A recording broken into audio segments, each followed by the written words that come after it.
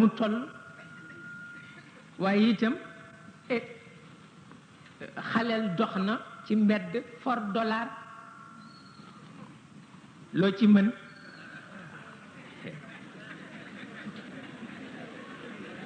waaw waaye du tey it nu xam ñoom ñooy kan keroog laaj naa góor gi ni ko al martabatul fardiya ñan ñoo ko am ci tariqa cheikh mu ni ma ñett de wóor na ma ni ko kan mu ni cheikh ci boppam ma ni ko ak kan mu ni cheikh El Hadj Omar ma ni ko ak kan mu ni ak seen maam waaw ñu ni ko waaw ku ko am nooy mel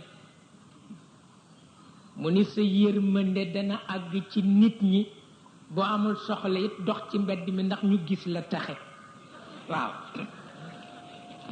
waaw mu ni ma sa turandoo daan na génn yor yor ajjuma rek di doxantu jëm marché ba te kenn du xam lu mu fa yuti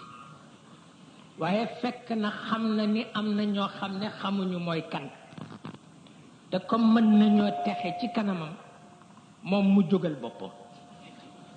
waaw topp yoonu marché ba su demee ba nit ñi xëccoo ko ba amatul doole waa sécurité bi ñëw jóge ci sultaan bi dimbale ko ba mu raw